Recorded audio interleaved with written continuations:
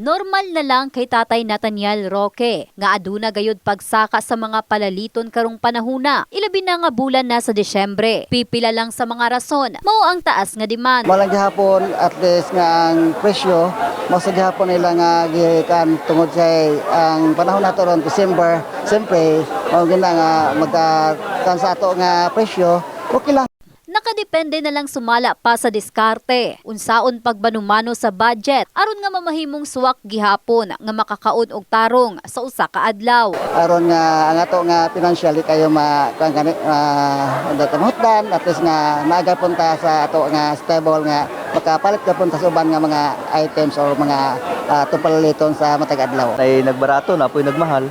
Sigon ni Jerome, usa ka fish vendor, aduna lang gayud panahon nga matud pa adunay pagsaka ug aduna sabi gayon nga moubos ang presyo. Depende sa supply. Ang presyo sa bangus karon sa merkadong publiko, ang per kilo mukabat sa 130 hangtod 107 pesos. Gikan sa presyo ni ini nga 125 hangtod 165. Prime bangus nga kanhing 90 karon ana sa usa ka gatos ang per kilo. Ang tilapia nga kanhing 85 hangtod 135 karon ang presyo ni ini per kilo ana sa 90 hangtod 45 pesos. Depende mo kung sa harvest ito, ma'am.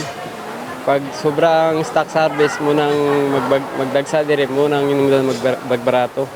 Sa ubang bahin, 5 hangtod 10 usab ang gisaka karon sa presyo sa karning manok, sama sa dressed chicken, adidas ug ulo. Samtang sa kasamtangan, wala pa'y nakita ang pagbago sa presyo sa karning baboy. Sa presyo usab sa lamas, sibuyas ang naguna sa adunay nakita ang pagsaka. Ang kaning 170 pesos lang ang per kilo, karon ana sa 200 pesos. Luya nga kaning 80, karon ana sa usa ka gatos ang kilo. Kalamansi nga kaning 45 pesos, karon ana sa 50 pesos ang kilo. Sigon pa sa mga nagapamaligya, usa sa nakaapekto ni ini ang hinay nga supply sa maong produkto. Apan nakadepende lang usab sa panahon ug ang pag-igo sa budget nakadepende gihapon sa mga mamalitay. In the heart of changing lives, kini si Russell Jean Mantile sa Brigada News Jensen, Brigada News.